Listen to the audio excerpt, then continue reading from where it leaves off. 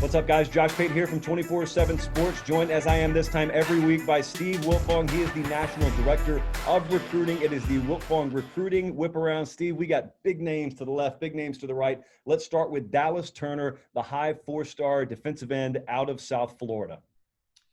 Josh, it is not a deep year at the pass rushing position in this recruiting cycle. We only have two weak side defensive ends ranked in the top 32 of the top 247. He is one of them.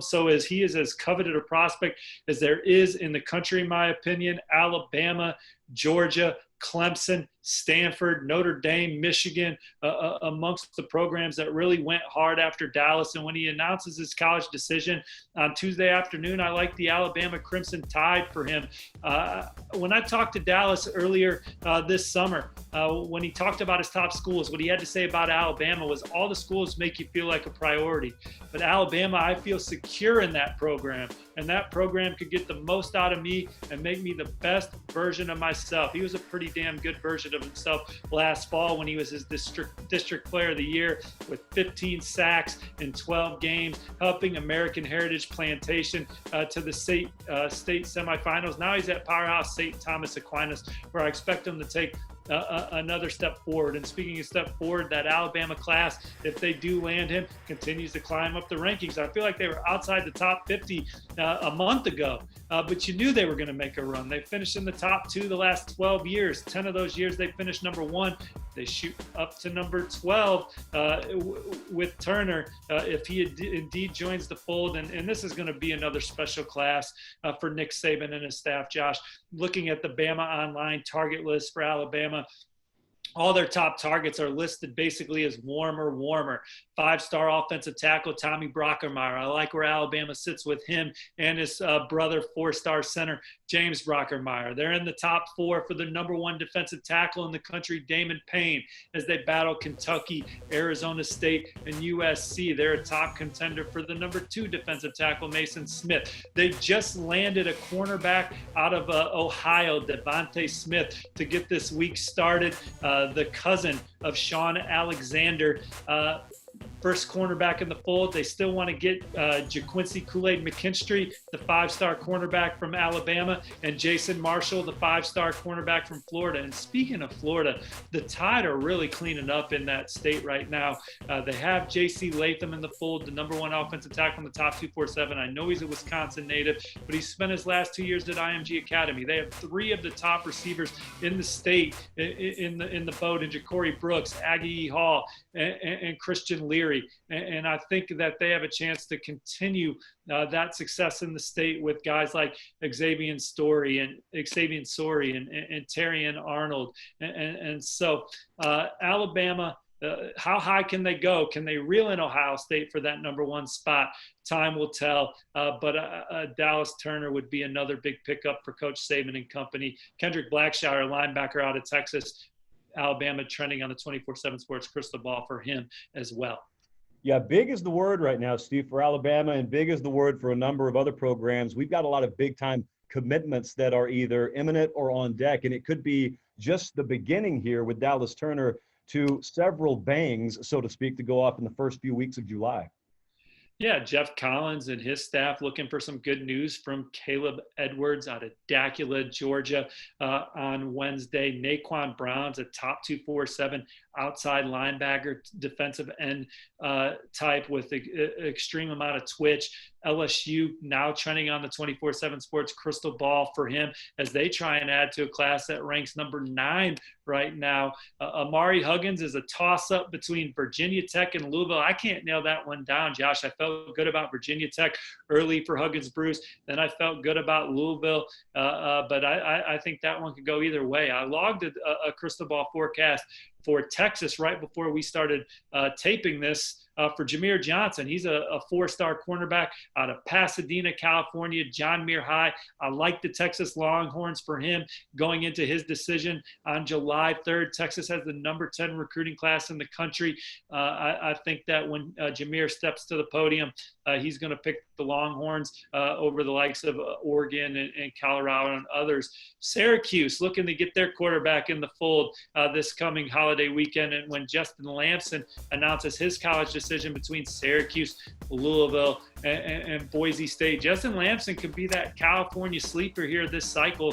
Threw for over 3,000 yards and 24 touchdowns as a junior with 462 yards rushing and 5 more scores on the ground. Played safety as a sophomore, a tough, hard-nosed kid. The real fireworks on the 4th of July, I think, are going to be going off in Norman. We've talked about the number 1 quarterback in the top 247, Caleb Williams, a ton on the whip around here. He's going to finally announce his college decision. It's going to be in the evening, and I think that's going to cap a big day for Oklahoma. The crystal ball is all in Oklahoma's favor for Caleb Williams. Maryland, LSU also in the mix. Maryland coach Mike Loxley, Scotty Montgomery and that staff got to make the last pitch to Caleb Williams on Saturday before he left for this week's Elite 11 finals, which he's tearing up, by the way, and backing up his number 1 ranking, at least through the first workout Monday. And I think that Maryland moved the needle there, but I'm not sure they moved it enough, Josh, to sway Caleb away from Norman right now. Keon Coleman is going to announce at the same time the top 247 receiver from Louisiana. I have a crystal ball forecast in for Oklahoma. His finalists are Kansas, Oklahoma, and South Carolina. He plans to play basketball at the school of his choice. And I think the Sooners are the one to beat there. And Oklahoma, there's a lot of Oklahoma crystal ball picks in right now. So maybe someone else comes off the board that day for the Sooners, whether that's a Latrell McCutcheon, a DB from Texas.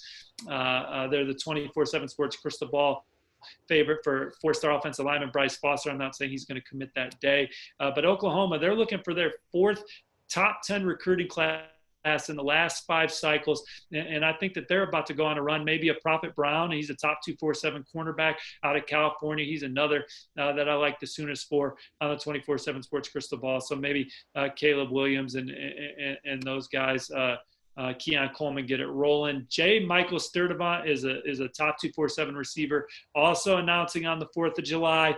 I logged the 24/7 Sports crystal ball forecast for Cal. Coach Toller, the Cal commits, the all-field recruiting staff at Cal have done a great job prioritizing him. He's deciding between Oklahoma, LSU, Cal, and UCLA, and I like the Cal Bears there.